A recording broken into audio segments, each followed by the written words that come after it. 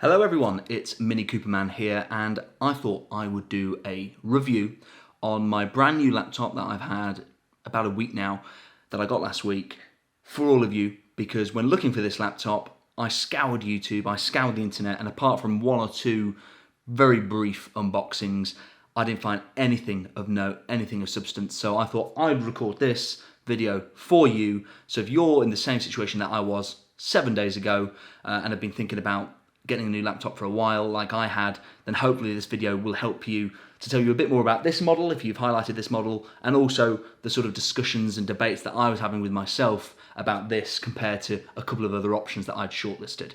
So let's get to the video. So thank you everybody for watching this video, and hopefully it will provide you with a bit of info that I didn't have when deciding which laptop to get. So put it short, there was three laptops that I was looking at. The HP Envy 15 2020, the Dell XPS 15, and the HP Spectre X360 15-inch model. Those three, after hours and months of research, these were the three that I thought they are in my final shortlist of the laptop that I want to buy. So, what made me go for the HP Envy over the other two? A couple of things. Value for money, power. I paid £1,799 for this machine. I think my bank account was a little bit alarmed at that, but for that price, I feel I get so much more than the other two machines. For example, I love the design of the Dell XPS 15. I absolutely love it. I saw it and I thought, this is the laptop that I want. Great design, great big trackpad, premium, it's got a dedicated GPU. Everything that I want, slim bezels, just looks timeless almost in its design. Big problem, for me anyway, no touchscreen. For the same price, for £1,700 or just under £1,800, the Dell XPS, I'd get half a terabyte of storage, anti-glare, non-touch, full HD display, and an inferior GPU. And I thought, well, okay, if I really like the Dell XPS, then maybe I'd pay another, even if there was just a full HD model with touch, then I'd have been very, very tempted. But unfortunately, the next model up from that one is with a terabyte of storage, check. Is with an Ultra HD 4K display, check. Touchscreen, check. Price, $2,300 for the Dell, compared to $1,800 for this. And this comes with an RTX 2060 Max-Q as opposed to the Geforce GTX 1650 Ti. So overall, I feel I'm getting much more of a laptop here than with the Dell. So for that reason, the Dell was expelled out of the debate, and it was down to this or the HP Spectre X360. So once I decided that I wasn't going to get the Dell XPS 15, it was quite easy to sort of disregard the HP Spectre X360 as well. Although I absolutely loved the design of that laptop, compared to this, it just didn't stack up in terms of specs. For the price, I feel like I'm getting so much more of a laptop here. So let's dive into what makes this laptop great and my early thoughts, having spent a week with it already. So as well as just getting the laptop, I decided to get some protection for it. If you're spending £1,800, I think you want to look after it. So I did go for the official HP Envy sleeve. It's very nice actually, very, very nice. I'd highly recommend. I think I got this, it was reduced as part of the bundle that I sort of customised. I think I got it down, it was down to about 25 quid. Well worth it, very, very nice, very premium, nice sort of leather. Nice, I love the colour scheme. Got a nice sort of zip. It's also weatherproof, so any sort of water splashes on it, it will just run off. It's got a very sort of water-sealed zip, which is great, which you obviously see in sort of Gore-Tex coats and things like that. Inside, obviously, I've got my laptop. I'm just going to pop that to the side for now. Inside, you've got a lovely, soft texture, so you're going to get no scratches on your laptop. So if you've got this laptop, or you're thinking, actually, what sort of case should I get for it, I would highly recommend the official HP Envy sleeve. And now to the main events, the HP Envy 15 itself. Now, the things that you want to know, the things that I wanted to know when looking on YouTube for this device. How does it feel? It feels very premium. It isn't too heavy. It's got a nice dense weight to it. Now, is it the lightest laptop? Is it like an ultralight ultrabook that you could get? No. If you want something really, really light, this probably isn't what you want. Is it heavy? No, not in the slightest. It's very easy to carry around, especially with a sleeve because it's got a nice handle.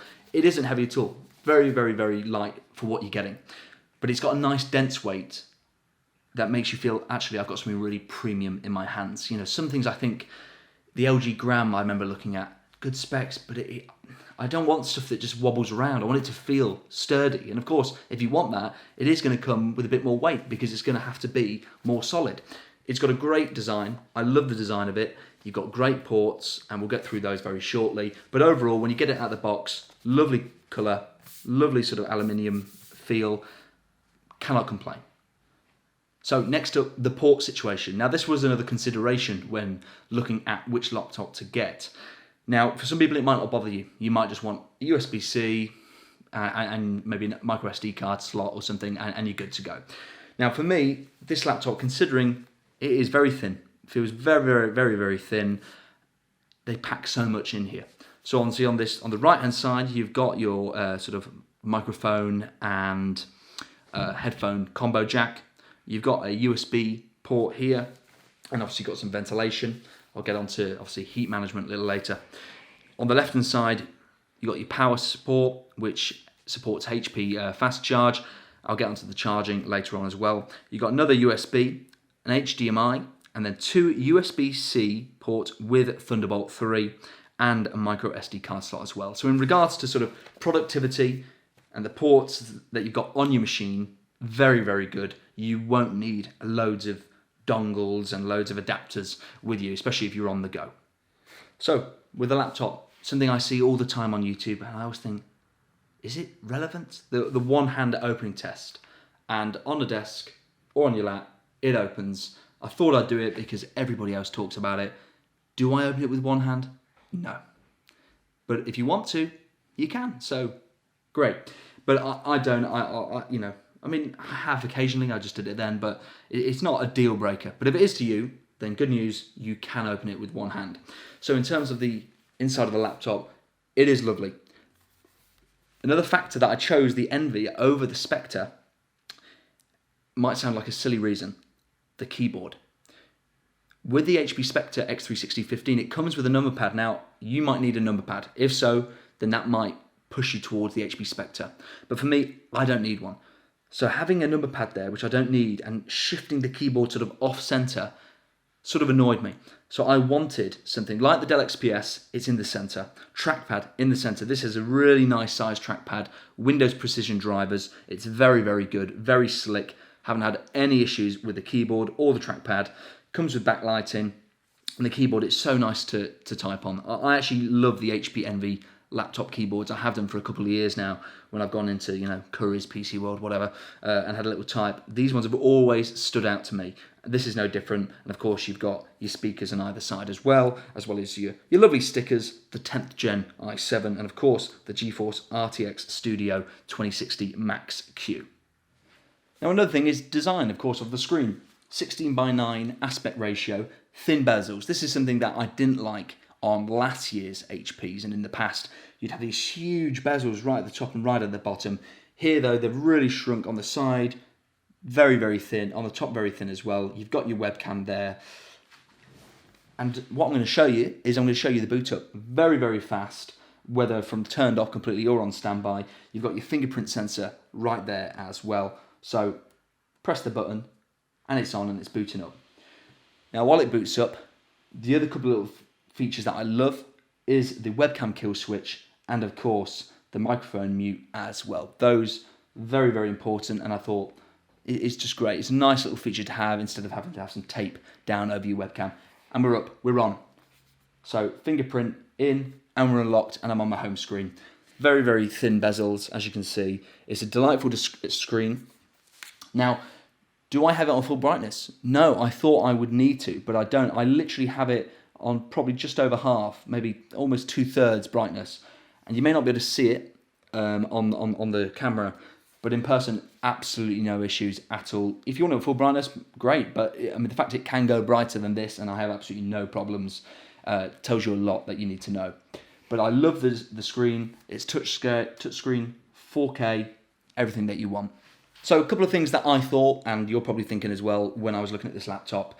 So practical things, you know, I've talked about its weight, nice sort of dense weight, but it doesn't feel heavy at all. Like, you know, not a problem, but it feels very, very premium. No wobble, no sort of flex in the keyboard, anything like that. So if you're thinking about build quality and you want something that is well built, then this is the machine for you.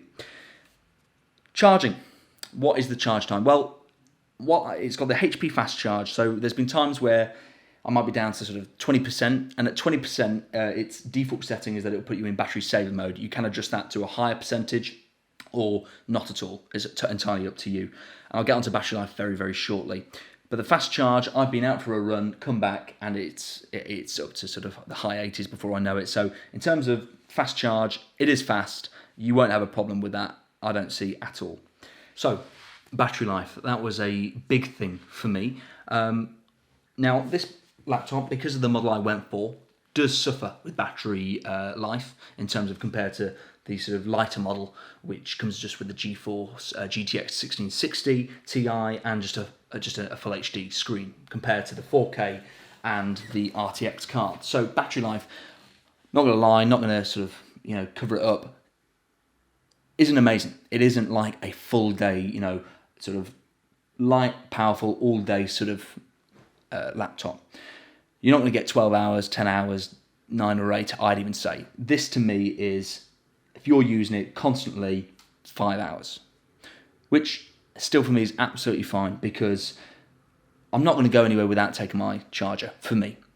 If you're going to go places, I mean, the charger is very light, not a problem. Put it in your bag, not a problem whatsoever. Now, there's different modes. So when you're on not plugged in, you can have best battery, better performance, or best performance. I've not had it on best performance. I sort of switch between better battery or better performance.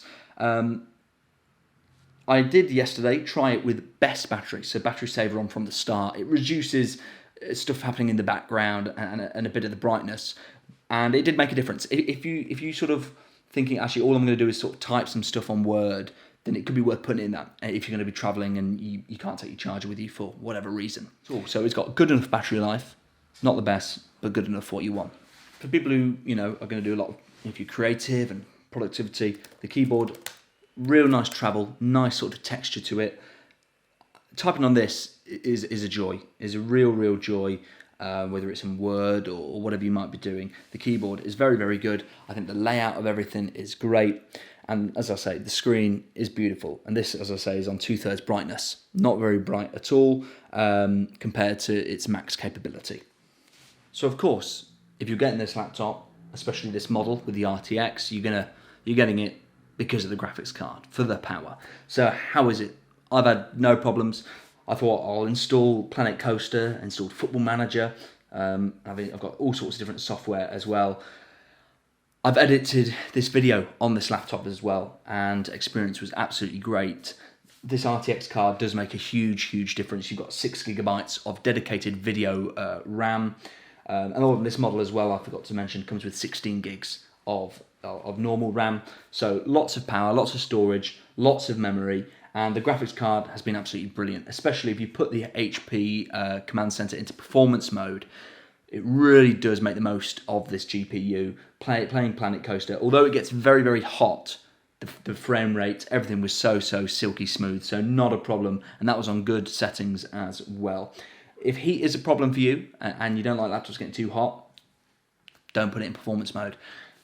You can keep it in default, you can still play games, you can still do your video editing, not a problem at all. And the fans, you hear them go up a little bit just when you're doing more intensive things like video editing, but on a whole, like right now, I could go on Word, I could do internet, and you know, the fans, you can't hear them. You cannot hear them. You know, often in reviews, I see people saying, you know, 41 decibels, whatever. You know, if you're like me, I don't have a clue what 41 decibels is. But what you can relate to is, can you hear it? Is it noticeable? And the answer to that is no. So, to summarise everything for people watching this video, and you're interested in the HP Envy 15 laptop, do I recommend it? Yes. Do I have any regrets spending £1,800 on this? No. It's got a great GPU. The keyboard is great. Thoroughly enjoy typing on it. I have no negatives. No negatives. The speakers, they're tuned by Bang & Olufsen. Very, very good. Not amazingly loud, but they're loud enough for what you want. I always just think, well, you've got headphones. I'm not using this as my party speaker. I've got a portable Bluetooth speaker that I use for that. So when I hear people say, oh, this speaker is, like amazing, I'm thinking I probably wouldn't use it for its full capability. These speakers, very, very nice. I don't even need them on full volume to sort of appreciate them. If I'm watching YouTube videos, normally on about 80%, and absolutely fine. So if that's what you're going to use it for, and media consumption, again, the speakers are great. The screen is beautiful, great brightness. Obviously the 4K looks absolutely stunning. Great trackpad, great ports, great build. It's light, it's portable. I would fully recommend this laptop. If you were in a situation that I was a week ago, and it's between something like this or the Dell XPS, and you're umming and ahhing and you're thinking, what's this actually like? Because you can watch the HP promo videos, you can watch all of that, and you sort of, you know it's marketing. Well, this isn't marketing. I spent £1,800 of my own money on this, and I would tell you the truth if I thought it was trash. It's not trash. The keyboard is delightful. The trackpad is a really good size. I wouldn't need it any bigger. The screen is beautiful. Great brightness. Great speakers. Great ports, both sides. Great graphics card. If you're a creator or you want that extra power, if you want to be able to play a few games, then this is the laptop for you. If you enjoyed the video, please give the video a like. But I thought the whole point of this video was to provide you, if you're in the same boat as I was, with the information that I didn't have last week, because I haven't seen many videos about this laptop at all. And I've tried to get rid of the jargon, because too many videos talking about jargon, talking RAM this, and obviously over time you learn what all this sort of stuff means. But this has got great specs. It's a really good laptop, great storage, and I'm delighted that I went for this model as opposed to the GTX 1660 Ti. I feel like you're going to be able to make the most of this. It's going to be future-proofed. So yes, this is the HP Envy 15. I've been Mini Cooper Man. If you enjoyed the video, give me a like, and I'll be doing a full review on other products coming shortly. Enjoy, take care.